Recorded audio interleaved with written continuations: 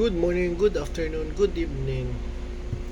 Please like and share and subscribe. Open po ako sa suggestion at opinion o komento. Share lang po sa kapwa ko FW, mga seafarers po dyan. Supportahan po natin at tangkilikin ang mga Pilipino at Pilipinang vlogger. Salamat po. Ngayon po ay Sunday po, July 7 po, Sunday po, time po ng paglilinis.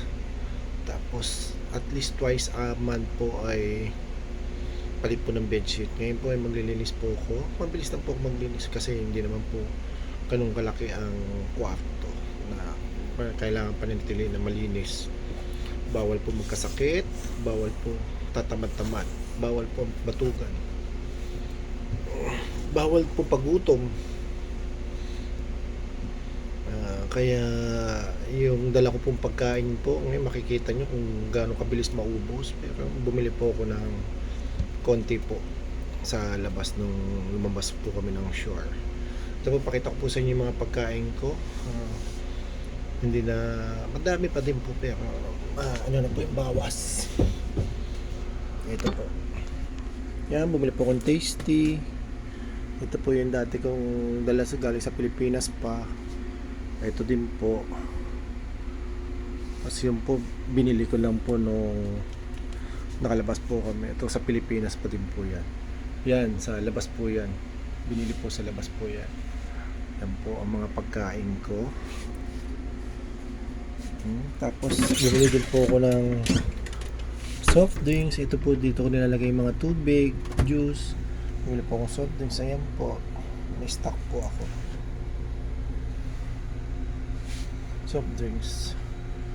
Binili ko po yung Coke sa labas kasi hindi po kami binigyan ng Coke.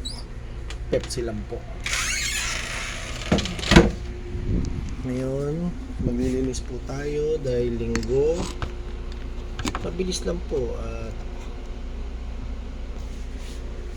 konting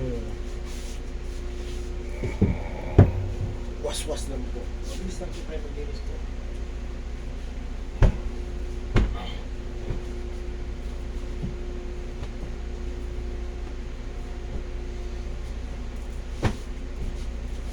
Kailangan lagi malinis ang kabina, kama sa pantulog.